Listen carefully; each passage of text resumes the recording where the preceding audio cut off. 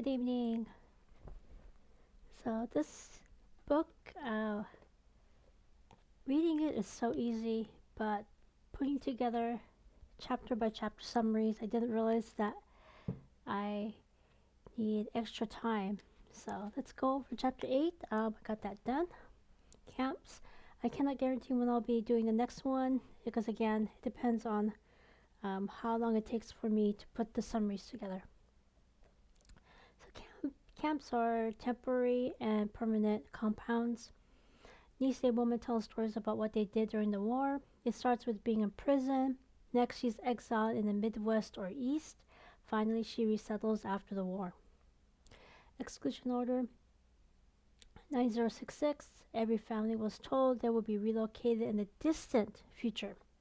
However, most were caught off guard when they were forced to leave in February 1942.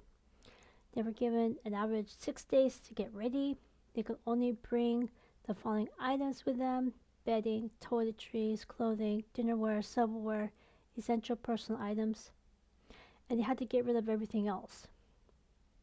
The economic impact: they believed bargain hunters when the hunters told them the government would seize all the property. As a result, they took whatever they got from selling everything: real property, businesses, personal items, household goods. There isn't any way to calculate the total amount of money that they lost. This is due to the passage of time and the fact that there wasn't enough time to put a record together. The Japanese American Evacuations Claims Act estimates 37 million, and a partial study suggests maybe 77 million. However, writers estimate closer to 400 million. They lost cars, furniture, pianos, phonograph, wages, and earning power. So 400 is more closer to what they actually lost. The first move was a temporary compound. 28 days, the military set up 16 temporary compounds to confine all Japanese Americans. These were called air quotes assembly centers. Of 112,000, two-thirds were citizens. Of these, less than half were females between 15 to 30 years of age, with a median age of 17. So you could see they were really young. After they got off the bus, Japanese Americans got off the bus, they saw barbed wire, guard towers with guards patrolling the borders with machine guns. The reality set in that this is not just like summer camp, they were actual military prisoners. Most spent 1 to 6 months in these temporary makeshift barracks.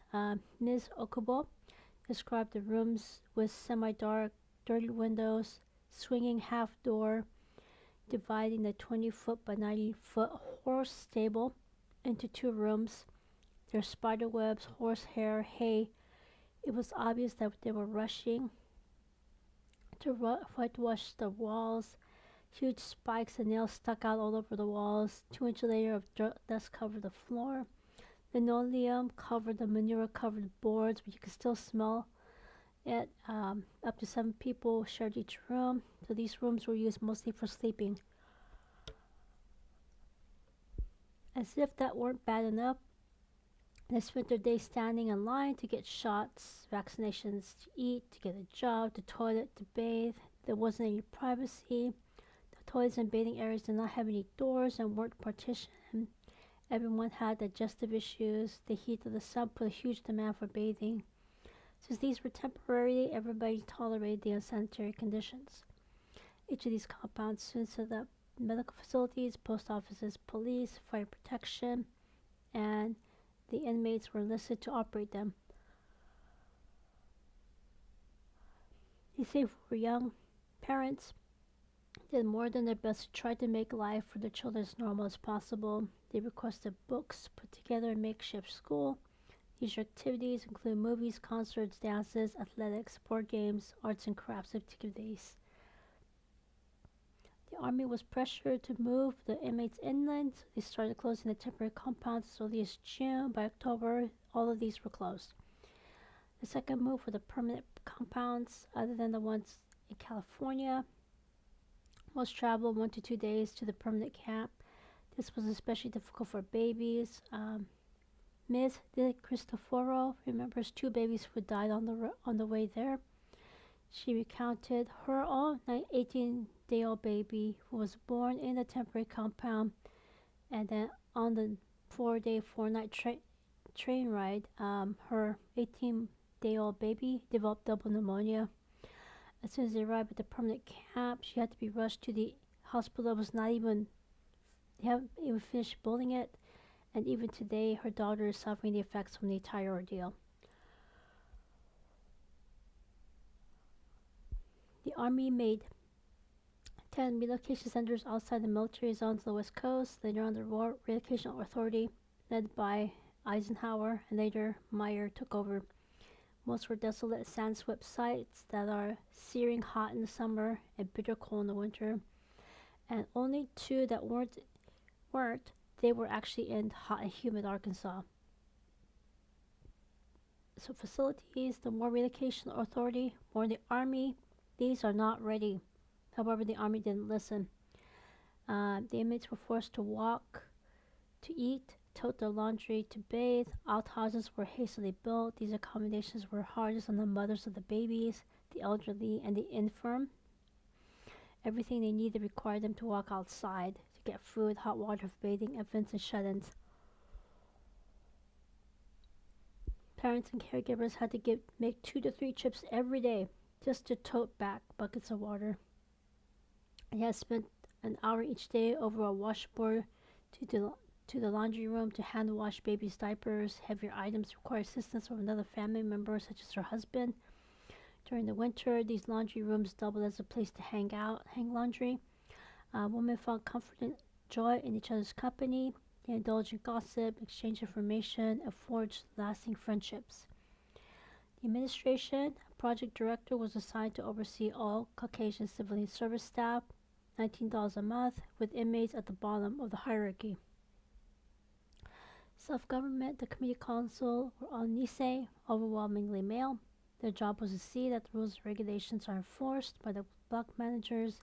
Issei were not allowed to hold this position, and many inmates saw this position as a sham. Block manager positions were filled with Issei men. Their job was to enforce the rules and regulations and handle complaints. They were nicknamed blockheads. Life on the inside. The new home. Air quotes. Each section was divided into blocks. Each block had a dozen or so barracks. Each barrack was 120 by 20 feet. Each barrack had 6 one-room units. A unit was 20 feet by 16 feet. This held 3 people. Larger ones were 20 to 25 feet. These accommodated up to 7 people. The floor was either covered with cement or bare floors. The walls had 2 by 4 studs or were covered with fiberboard. In some compounds, they could install a crossbar to hang clothes. One light bulb lit the entire room. There was one cot. Cold environments, there was a pot-belly stove in one corner to warm the room.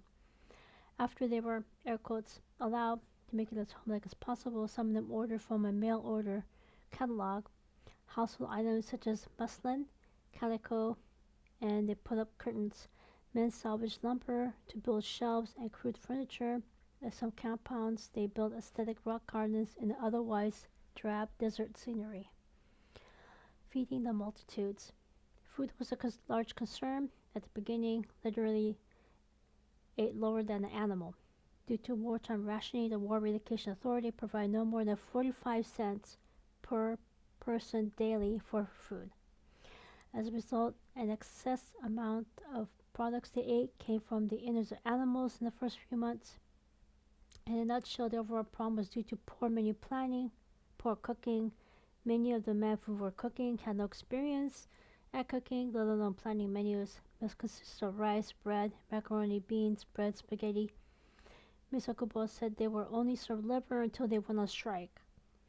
So had they known the history of Japanese American women, they would have known that women have more knowledge and skills and needs of cooking. Instead, women were reduced to assistants and waitresses. In addition to the poor quality of food, there was a poor quantity as well. Granted, some who had access to food did steal. However, group shame and lack of storage was minimal at best. However, suspicions were rampant. For example, Ms. de Christopher's brother ratted out the Caucasians as the ones who were stealing their food, not the inmates. However, because he made trouble, he was locked up and beaten. Eventually, the War Relocation Authority took advantage of the fact that many inmates came from an agricultural background.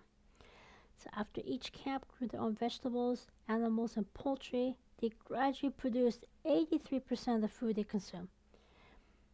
Through their own enterprise, they began to have something resembling a balanced meal. However, for women, this was not resolved. Their babies, elderly family members, and the infirm had special nutritional needs. The complication was a lack of running water inside and cooking units inside the barracks, and whatever food was available required them to leave the barracks. They had to bring hot plates to warm the baby's formula. They needed to modify the food, make it softer, more like soup, to make it suitable for the elderly and the ill. Of family life, young couples had no privacy for intimacy. Sometimes they just had to go out for a long walk in the middle of the night. That was their. That's how they met their need for privacy. One new mom had to rock her baby at all hours of the night so she won't disturb her neighbor's sleep. Traditional roles were gone.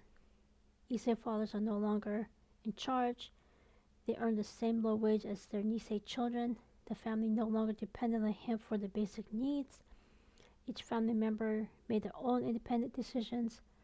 This not only diminished the father's role, it also destroyed his ego. Families were deprived of their own kitchen, a place where the family used to be together. Children didn't have a kitchen table to do their homework. There wasn't a central kitchen for the family to inhale the familiar scents of their mother's cooking. These compounds changed the meaning of air quotes home. The barracks were not the place to invite their friends over.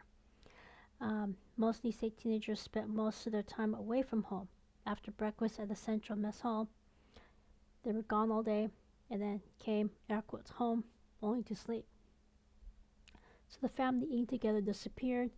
Children and men hung out with friends in the mess hall. Children and teenagers refused to eat with their parents and the elderly members of the family. Now, however, one exception, like New Year's Day at the mess hall became a community event. Birthdays were celebrated with friends rather than the entire family. The stressful conditions affected family relationships. For example, a woman endured domestic violence until she left the compound without her husband, without her 2 kids. She just left. The camp police and officials did not get involved. Most families, these incidents were temporary. The bonds between the Issei and Nisei were already firm. It buffeted the conditions. When the Nisei were allowed out of the camp and into the city, many brought their Issei parents with them. Nisei women shouldered most of the responsibility of holding the family together. They saw to the physical and emotional needs of the children, made and cemented social ties, and mediated between their husband and their children. Healthcare. 1943, 1944, there were 2 epidemics that hit the compound. There was also high incidence of peptic ulcers.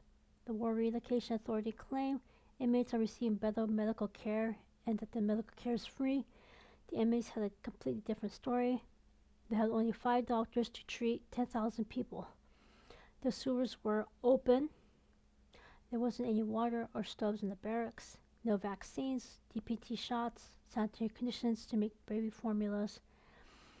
For example, Ms. Ota said there was only 1 obstetrician in her compound. Her baby was preterm.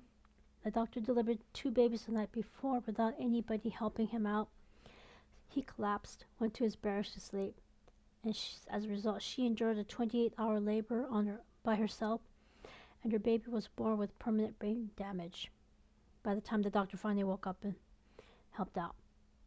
Another person, Mrs. Tsui's baby, died due to inadequate medical care, including the doctor's late arrival and complications during delivery on a hard, flat table. Nurse Somikawa talked about a boy with epilepsy who bit down hard on the thermometer. The glass broke, mercury entered his body, and his death was listed as a natural cause. There were other medically caused unnecessary deaths in her compound. Work. You say women found work at a camp at a pauper's rate, $12, $16, $19 a month. We're talking month, not hour, month. Since they had a high school education or were school students, they had little to no work experience, so that could be why they justified such a low rate of pay. Project directors put them to work to keep them busy, provide certain basic services. Significant number uses secretarial skills, assistant teachers, nurses, writers, artists for the compound's newspaper, working in the mess hall, social workers. Social workers provided a vital need to vent their anger and frustration, dealing with everyday problems, neighborhood complaints, losing control over their children, complaints about food, lack of winter clothing. Ms. Matsumoto's careful planning resulted in a special house being built for the children to foster good family relationships where older children take care of the younger children and foster the wholesome attitudes of the teenage children about their future. Education. Students attended schools in the barracks. School construction takes 4 months on a good day. Well, some of them did not even have any formal school during the first year at the compound. They sat on chairs, sat on the floor with little equipment, no books. For example, their typing class consisted of drawing circles on a piece of paper, put a letter in each of the circles, and then they practiced typing by pressing their fingers over the circles. So there was also a shortage of teachers. The quality of education was uneven. Students who were preparing for college felt shortchanged. They did not have any textbooks. The instructor didn't teach any subject in depth. There was a lack of qualified teachers. There was also a shortage of teachers who are trained. After reading a chapter a week in chemistry, they covered 1 year's worth of chemistry in only 1 semester. So chemistry, in other words, no experiments, no demonstrations, no lab work. Caucasian school teachers were most sympathetic to their students. However, the camp staff was harshly critical, accusing them of being overly sentimental missionary. These teachers and the students saw the paradox of teaching them to salute the American flag, sing patriotic songs, and look what the conditions they're in. Recreation. There was a wide range of recreational activities, from all-girls sonatina to hot music to dancing to community choir to movie. Tensions and dissensions. Some, especially the Kibe and the Issei, focused their anger on the lack of leadership by the JACL, and then some JACL members were informers. In turn, the JACL accused them of being disloyal and labeled them Inu, dogs. Some were severely beaten. It generated a strike that turned into a riot. The riot at the Manzanar, that was the biggest one and the most well one. It started with kitchen workers joining a union, accusing people of stealing sugar and meat. There were casualties from being killed instantly, to injury from inhaling tear gas, gunshot wounds, hemorrhaging of the lungs. The biggest issue was a loyalty questionnaire.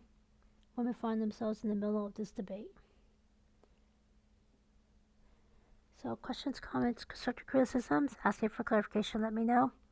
And whenever I can put together the next summary, I will summarize chapter 9. Take care. See ya.